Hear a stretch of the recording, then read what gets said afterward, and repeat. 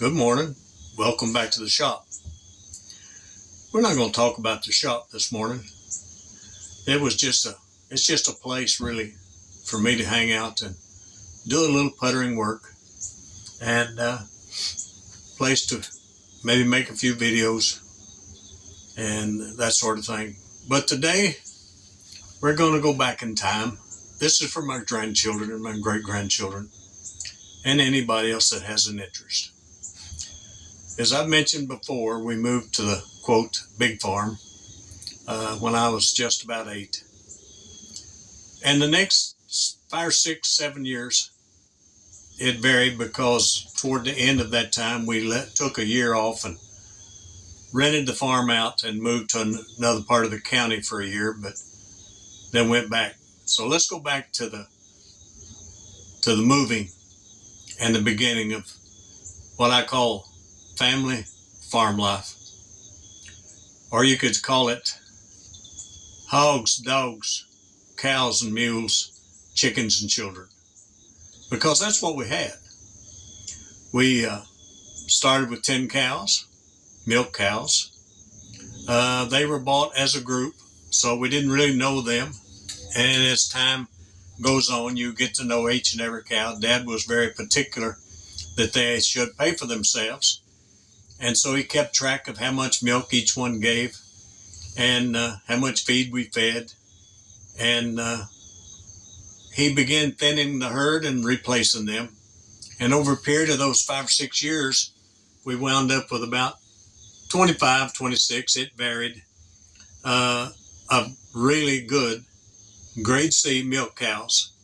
Now, fellows who went with grade A bought the bigger cows and gave a lot of milk and went at it with all the trappings that you have to have for grade A milk.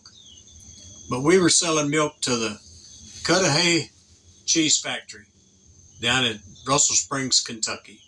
And the trucks came by every morning, picked up the milk cans, the 10-gallon milk cans. And I still remember some of the numbers there.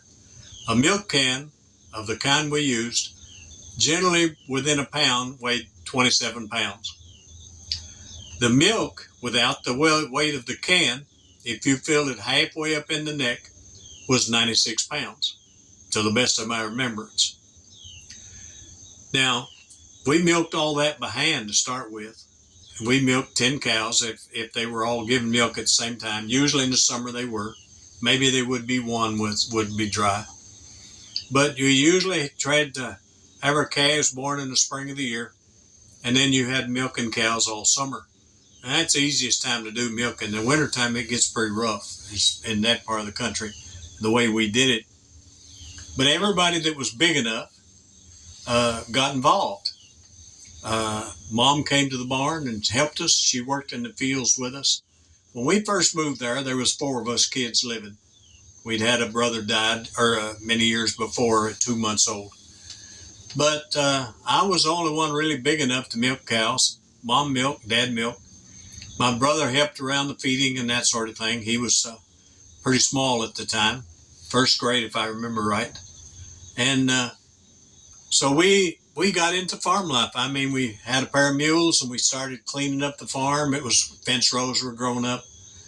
Down the creek that ran across the farm, down between the barn and the house, it had awful thickets on both sides. Took all summer in between other things to clean that up through there.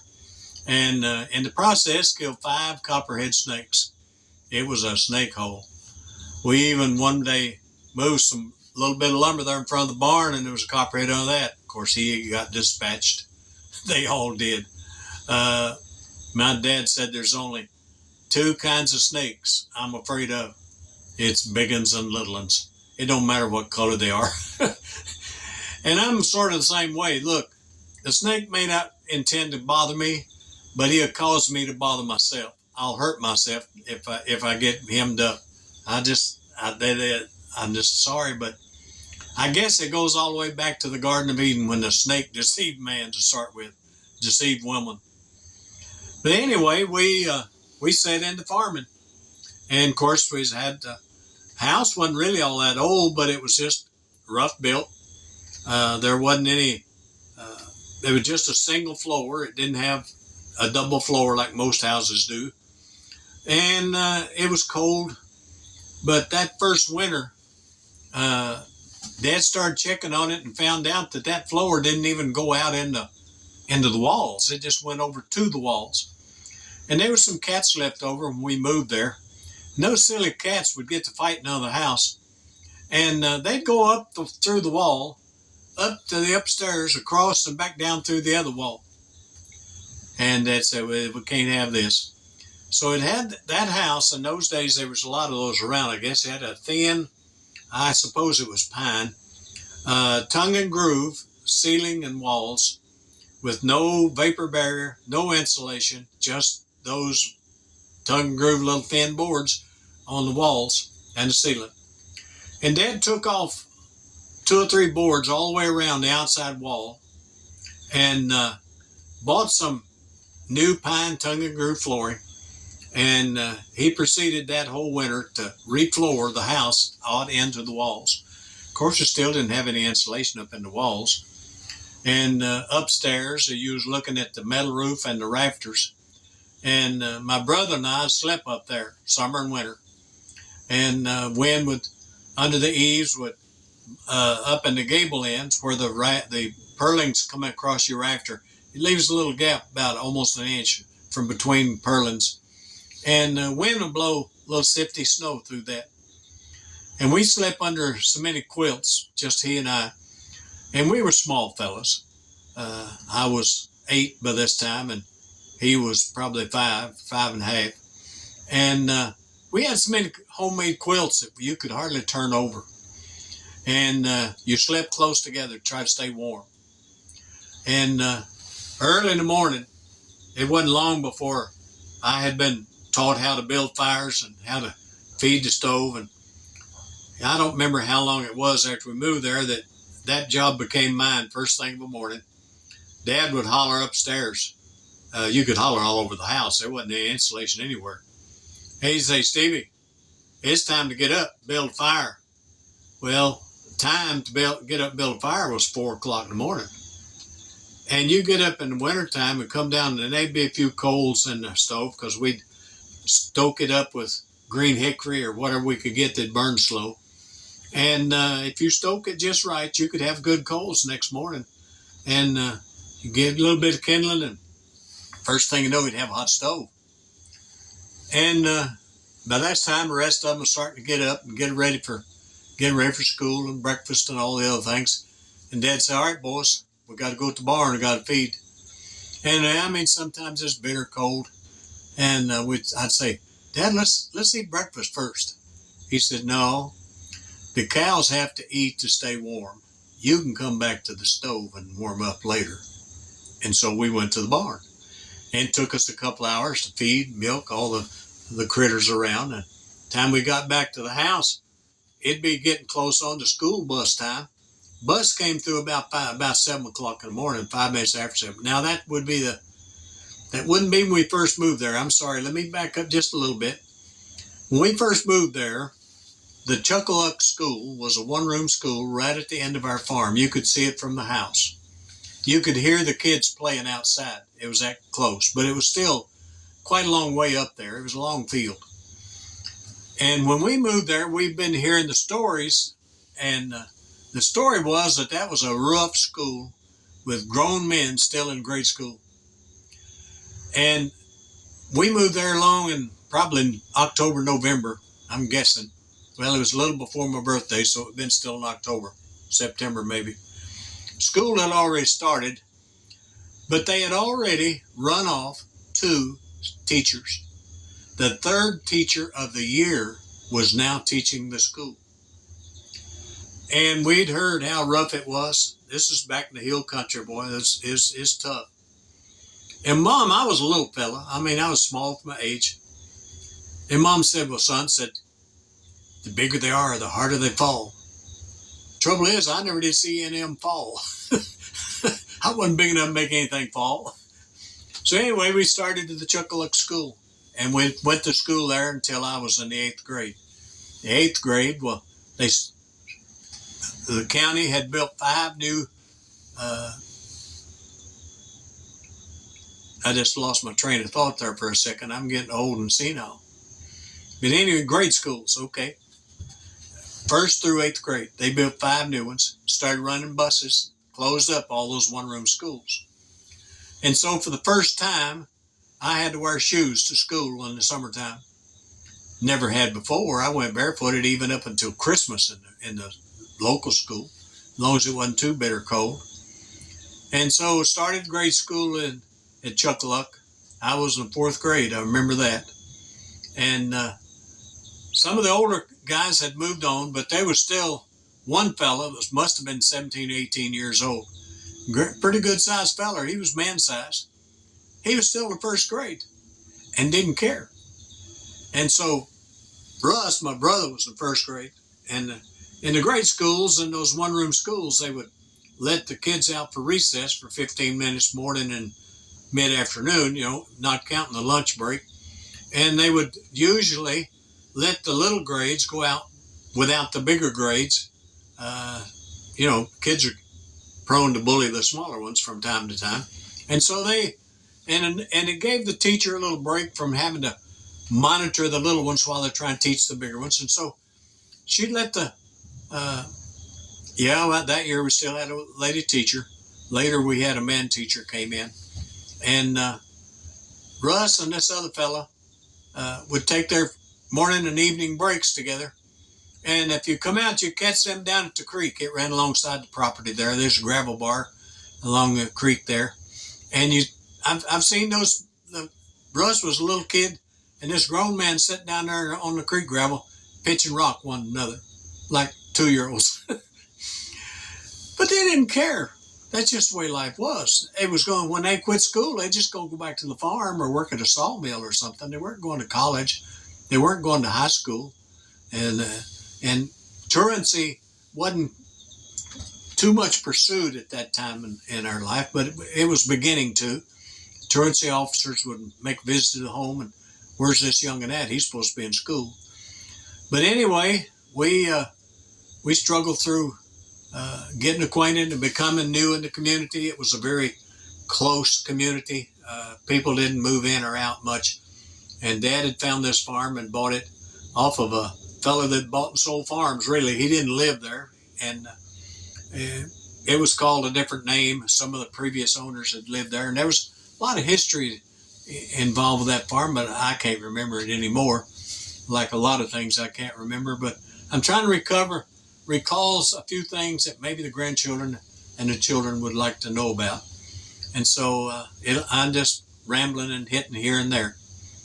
Anyway, we started school at the big grade school in the 8th grade, and the bus started running. And in those days, those roads were all just gravel and mud. And in the wintertime, of course, we had log trucks all over the place. There was still quite a bit of timber being cut.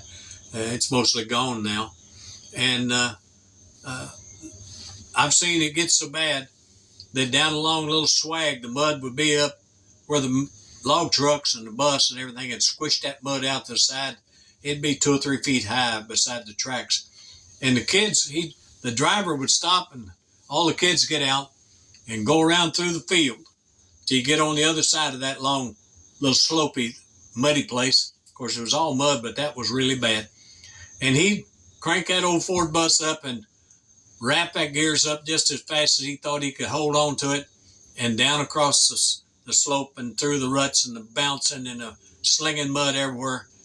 Come out on the other side, everybody go around, climb back on the bus and go on home. But it was from 7 until, I don't remember exactly, but somewhere probably an hour and 15 minutes or so to ride to the grade school. The next year I started high school, and we rode the same bus, rode to the same grade school, switched buses, turned around and rode the other direction past our road to Middleburg, Kentucky, to high school. We rode on the bus 2 hours at least, every morning, every evening. And when you get home in the evening, you got feeding and milking, firewood to cut, water to draw. We had a well out at the edge of the yard, the old dug well with a stone, I don't know how you call that. the edge around it, and then you have a lid on it, and you have a pulley and all that, and a bucket and a rope. And so you draw it all the water out of the well.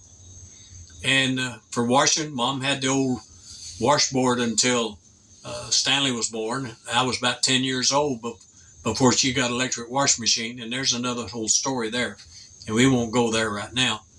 But it was work. It was work all the time.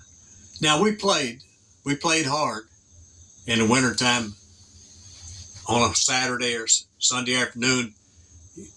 Weather too bad to be outside playing. We did our feeding and milking and wood gathering and all that, but then you're back in the house if you could. Mom sometimes get tired of us. So you boys get out here and go to the barn. Play out there for a while. I've had enough of you. But anyway, a lot of times in the wintertime, Mom, Dad, they'd say, all right, let's shove the furniture. There wasn't much furniture. They'd say, push this back against the wall. You boys get down here and wrestle. And me and Russ would wrestle until we both gave out. And Mom and Dad both would give an encouragement. Get him here, pull that. No, reach out of there. No, don't. It was a lot of fun. We got skinned and bumped a little bit, but it wasn't nothing serious about it. Our serious bumps and carries on when we'd go to the barn and start throwing corn cobs. And sometimes the neighbor boys show up on a Saturday and we'd have a big corn cob fight. We always had hogs and corn cobs from the mules eating corn off the cob and all that. And there was cobs everywhere. And we'd have a lot of fun throwing corn cobs, hiding and moving and doing this, kind of like the folk do with paintball these days. But invariably, somebody would wind up out there around the hog pen and get one of them old soppy wet cobs that soaked up all that muck and water and everything. If that hit you upside the head, it was like hitting you with a rock, man. It hurt. If it skated offside your head, it took some hide with it. And of course, at that point, somebody's going to get mad. And then the real war begins. And usually about that time, we decide, when everybody's had enough blood and snot, you boys go home. We'll go to the house and clean up and get ready to feed and milk. But that's just the way life was. And in the summertime, we'd get done what we had to do in the garden or Dad would have us down chopping the weeds out of the corn or the tobacco patch. There was always something to do, fencing, cleaning fence rows. But in between, we played hard. We'd go to the creek, learned how to swim in a little old shallow swimming hole. And sometimes we always played in the woods. That was just our favorite playground other than the barns. And we'd go down across the road, across the big creek, and climb those bluffs, back up way up on those long knobs. But there was one thing we always had to do. You had to stay within hearing distance of the house. Now, if Dad stepped out and hollered at you, you would never hear it. Not if you was over 100 yards away. He'd strain and holler. He couldn't get a voice out big enough that you could hear it for nothing. He'd make him so mad. Mom was a different story. If Mom stepped out in the yard and thought, them boys been gone too long, they need to get on back toward the house. She had a high falsetto voice when she wanted to. And she stepped out in the yard and she knew which way we went. We always let her know. And she'd step out in the yard and she'd holler my name. It was easier to holler than Russ's. And and I'm getting a little hoarse and I can't do it. But she'd go, Stevie. And you'd hear it. The neighbors heard it. And you wasn't much use to hollering back at her. We'd try. But what we knew to do was start making tracks. Head for the house. Because in about 15, 20 minutes, if she didn't see you coming across the fields or somewhere around the barn or the house or something, she'd come hunting for you. When Mom in those days wore the big old wide tail, long skirts and dresses below the knee. Not the granny dress length, but just very modest. And she walked with this long stride, swinging her arms. She was proud that she could outwalk any man in the country. She grew up on a farm out in the country, and they walked a lot. They didn't have a car. And you see her coming across the field with only one arm swinging. And you said, uh-oh, we made a serious blunder here, because there's going to be hide and hair flying. And when Mama come across the field with just one arm swinging, there'd be a switch in that other hand just laying in the folds of that skirt. I don't know why she tried to hide it. We knew what was going on. But she just whooped a hair off of you as you went around and around the rosies and her holding on one of your arms. One day was, as usual, we went, when we got bigger, we were getting up 10, 11 years old, probably 12. And Dad was starting to get kind of sick. And a lot of time me and Russ would go out and start to feed the milking first, and then him or Mom or both of them would show up to help us finish up. And as then invariably, one of us couldn't resist picking up corn cob and flinging it at the other one. Well, then the war's on. One afternoon we was into that. We knew we was going to be in trouble. We knew the time was running out and somebody's going to show up. And sure enough, about the time one of us threw a corn cob, Mom stepped in the open end of the driveway. And on the corner of the driveway on the wall was a rawhide whip with about a 18-inch wooden handle in it. We used it to instruct the cattle when they got out of hand. That's a better way of saying that. And she picked that up to instruct some boys. And the back door of the barn was there, but it was just leaning up against the barn. It wasn't actually on hinges. It had come off. But it was good enough to keep the cattle from basically running on through the barn if they got a notion to. Russ turned and ran out and darted through that opening at the bottom and got away. And something I'd never done before in my life, I turned and ran out the open end of the barn. Bad mistake. Mama, short and wide, could outrun me for about 100 to 150 feet. And she proceeded to lay the leather on my bare back, because I wasn't wearing no shirts in those days of summer. And she whooped the hair off me as I was running across that barn lot. Of course, she run out of wind pretty quick, and I got away, but I already had my striping, so Russ didn't get away, really. She just waited. She picked up on that later on. He got his. But it taught me one thing. It don't pay to run. Carry that forward into adult life. As a Christian, our Father has certain standards of living and obedience and chores and all that sort of thing, just like an earthly father. And I and some others have found out it don't pay to try to run when God's going to discipline you. He's going to catch you. Either whoop you while you're running or wait till you come back. Sooner or later, you're going to get it. Brings up a little story that my dad told when I was small. There were some big boys that, on the farm in those days that didn't have any place to go. There's a few of them starting to move off to the cities when they got old enough and got tired of the farm or logging or sawmill. And this great big boy, his mama said she's going to whoop him. And he said no, and he ran off. I mean, he ran off through the woods or someplace. She knew he'd come in, and she just laid awake like mamas do. And way late, probably up toward midnight, he come sneaking in, went to bed. That's all right. She just let him go on to sleep. But before morning, she got up, went in there, and pulled the edges of sheets up and sewed him up in that sheet. And then called him for getting up time by just whooping the hair off of him with a limb while he was sewed up in that sheet. You know, there's lots of different ways to get a discipline idea across. That might be a severe one, but if he's got that far along in life, he's probably going to take severe. But anyway, I'm going to shut this down now. I'm still wrestling with how much I want to do with this. I made a big long video here in the shop a few days ago, and it was too long. And I tried shortening it, and I did. But the more I thought about it, the more I thought that's not where we need to go with this. We called it story time.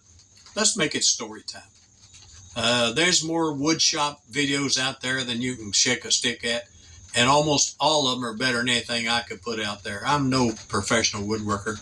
I'm barely a hobbyist. Now, I love it from time to time, and I've got a few little tips I could share, but I think we're going to shy away from that mostly. I may incorporate a little bit from time to time. But for now, I'm Steve. This is story time, such as it is. Maybe be back. Maybe I won't. Y'all have a good time. Bye. Well, I'm trying to shut that thing off.